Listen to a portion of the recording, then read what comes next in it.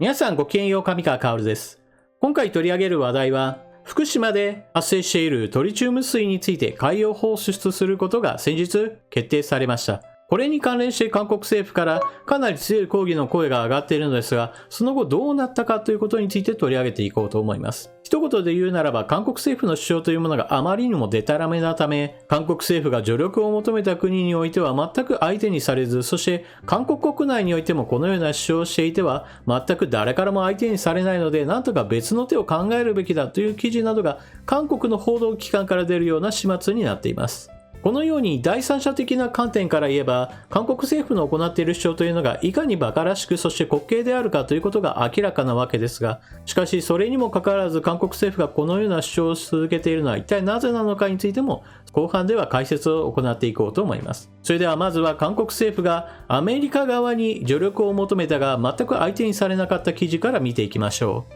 韓国外相、福島処理水問題でアメリカに協力要請、アメリカ特使は介入せず。東京電力福島第一原発処理水の海洋放出決定をめぐり、韓国のチョン外相は17日、韓国を訪問したケリーアメリカ大統領特使に対し、韓国政府国民の深刻な憂慮を伝達し、日本への情報公開要求についてアメリカの協調を求めた。ケリー氏は18日、記者団に対し、国際原子力機関 IAEA と日本の適切な連携を確信していると強調。アメリカは介入すべきでないと述べた。韓国外務省の発表によると、17日に中国上海から韓国ソウルに移動したケリー氏は同日夜、チョン氏と約2時間会談した。ケリー氏は18日、記者団に対し、日本政府による処理水の海洋放出決定について、あらゆる選択肢が考慮された結果だと承知していると評価。韓国側の懸念を共有するのか尋ねる質問に対しては、IAEA と日本が緊密に協力しており、今後も同様であると確信していると強調した。ケリー氏はまた、22日、23日にアメリカがオンラインで開催する気候変動に関する首脳会合で、処理水の問題は議題にならないと述べた。この記事を一言で言うならば、韓国側の主張については全く相手にされなかったということです。一方、韓国政府は一貫して日本政府を批判しているわけですが、その批判の論理展開というものがあまりにも馬鹿げていることから、韓国国内においても問題点を指摘している人がいます。韓国の報道機関中央日報より、韓国教授、汚染水の危険だけを強調すれば負け試合に、放出後は共同監視を。福島原発から出た放射能汚染水の危険性だけを強調するよりも、日本に共同監視を提案しなければならない。韓国科学技術院原子力及び量子工学科のチョン教授は、韓国政府も汚染水の影響は大きくないと結論を出していることから、危険性だけを強調すれば、日本に対して負け試合になると主張した。日本政府が13日、福島原発の汚染水を海に放出する方針を発表して以降、韓国や中国など隣接国が反発する中で冷静な対応を助言した。チョン教授は、汚染処理水が実際に危険ではないため、放出以降、常時監視と情報公開、検証が最善の法案としながら、本当に日本が公開した情報が事実と符合するかどうかをしっかりと確認すればよいと主張した。チョン教授は15日に受けた中央日報の電話取材に対しても、濃度と被曝量に対する定量的な危険性の論証もなく、日本政府を信じることはできないという人もいるが、この主張はそれほど役に立たないとし、何が国益を守る道なのか冷静に考えなければならないと付け加えた。チョン教授は、普段海水のトリチウム濃度は1リットルあたり 0.1 ベクレルであり、淡水は1リットルあたり1ベクレル。自然で生成されるトリチウムが雨に混ざるが、その濃度が1リットルあたり1ベクレルと説明した。続いて、放出地点の汚染処理水のトリチウム濃度は基準値である1リットルあたり6万ベクレル以内であり、毎日2リットルずつ1年中服用すれば 0.8 ミリシーベルト程度被曝するとした。一般人の年間被曝線量基準値である1ミリシーベルトを下回る水準という趣旨だ。放出によって福島近隣で受ける被曝量が年間1マイクロシーベルト水準で、韓国は1ナノシーベルトにも及ばないことが予想される。合わせてチョン教授は、放出地点から数十キロメートル離れた地点のトリチウム濃度は1リットルあたり1ベクレル水準としながら、この程度なら淡水と区分できないトリチウム濃度なので危険性議論は意味ないとした。チョン教授は、地上から6メートル程度高いところは地上より年間1マイクロミリシーベルト程度さらに被曝を受け、バナナ1個の摂取で 0.1 マイクロシーベルト程度の被曝を受けるとし、年間食品から受ける被曝量が約300マイクロシーベルトと話した。この話は一体何を意味しているかといえば、自然界には普通にトリチウムというものが存在していることから、私たちは日常生活で気にしていないだけで実は摂取していることです。そしてこれら普段の生活における被曝というものは、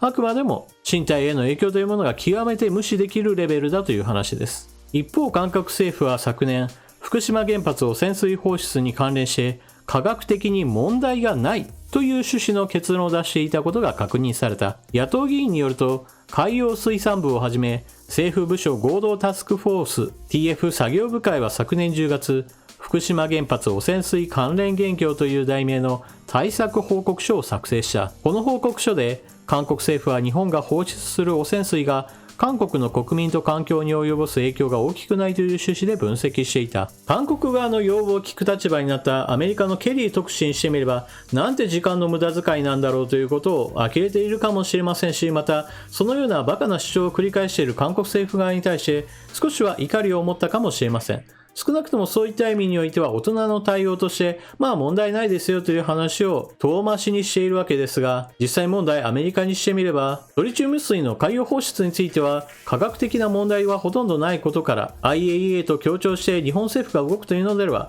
その点に関して何か口を出すような立場ではないでしょう。そもそも論としてトリチウム水それ自体には危険性はないことは分かっています。もちろん濃度はどうかという点については問題があるわけですが、その点については海洋放出する際にはしっかりと薄めますよという話をしています。ですから量的な問題として薄めることを実際にやってくれさえすればおおよその問題はないのです。そして問題の本質についても以前の動画の中で言いましたが、日本政府は薄めますよという話や、もしくは事前に ALPS という放射性物質の除去装置にかけて処理水にしますよというこの部分についてしっかりと実際に行っているかということが確認されることが大事なのです。ですから韓国政府側がトリチウム水を放出することは海に汚染水を垂れ流しにすることだという主張そのものは全くの的外れなのです。そのことは2つ目の記事にもつながってきます。韓国政府は基本的にトリチウム水を汚染水だと規定して、それによって海に垂れ流すことは恐ろしい悪行であるというふうに非難を行っているわけですが、この問題は韓国政府内においても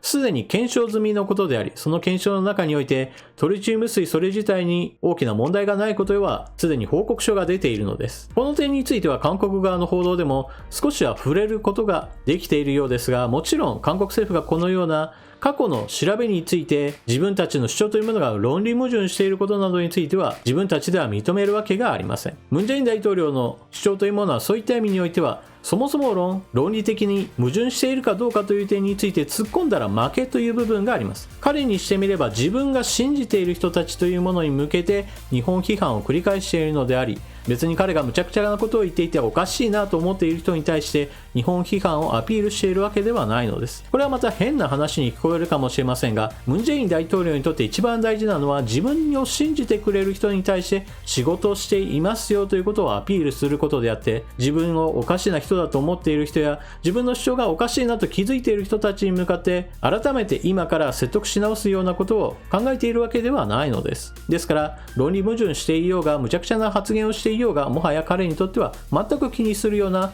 時期ではありません。もう残り任期が1年を切っている段階などにおいては新たな支持者開拓というのは基本的に絶望的ですから、わずかに残った支持者に対して日本がいかに悪い国であるかといったことをとうとうと繰り返し、それによって日本に対して批判している自分は仕事をしているよということを繰り返し姿を見せることこそが一番重要なのです。そして韓国側がこのような失礼な態度を取り続けているにも残念ながら日本側にも問題があります。一体何かといえば、それはこのような無茶苦茶なことを言っている韓国側に対していわゆる反撃というものを日本側が行わないことを過去の事例から韓国側は学んでいるからです。つまり韓国側にしてみれば無茶苦茶なことを言っても日本側から手痛いしっぺ返しを食らわないというのであれば、何をやっても構わないわというような悪い学習効果というものが過去から引きずられているのです。そのために韓国側のこうした無茶苦茶な発言というものが繰り返されているわけです。そして何よりもムン・ジェイン大統領にとって心強いことがあります。それはこのような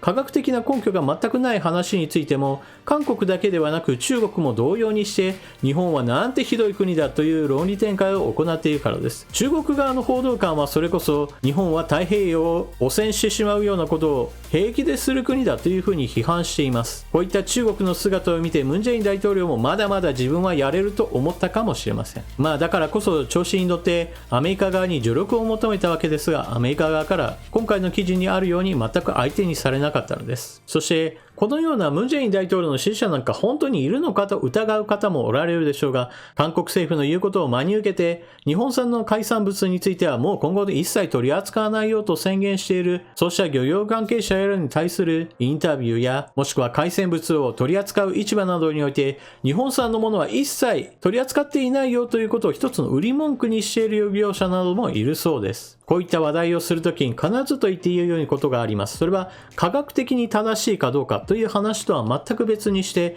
感情的に嫌いか好きかといった問題や感情的に受け入れることができるかできないかといった問題は全く別に存在するということです。いくら科学的に問題が少ないですよという話をしたとしても、感情的に嫌だという人たちに対してはそうした科学的な根拠というものは全く意味をなしません。そのことは韓国国内においても全く同じことで、ムン・ジェイン大統領がいくら科学的根拠のない主張をしていたとしても、日本批判をあっさり受け入れてしまうようなことが起きてしまうのです。このような悪い連鎖を断ち切る策というのは当然のように存在します。それは韓国側に対して根拠不明のこのような主張で日本側の製品に対して不買運動や輸入停止措置などを行うようなことに関して報復的な制裁というものをしっかりとかけることです。それこそ韓国政府はトリチウム水を海洋放出することそれ自体を問題視しているわけですから、韓国側の原子力発電所などにおいてトリチウム水を放出しているのであれば、それを理由として韓国製品を一切日本に入れませんよ今後という話をカウンターパンチとしてするぐらいのことは行うべきです。このような報復措置をしないというのであれば、残念ながら韓国側のこうした無茶苦茶な発言というものが今後も繰り返されることとなります。日本側もしっかりと相手の言っていることに対して反撃するんだよということを示すことが今後の彼らに対する牽制にもなるということを日本政府も学ぶべきだと私は思います。皆さんはこのニュースを聞かれてどのようなことを考えたでしょうか。ぜひともコメントしていってください。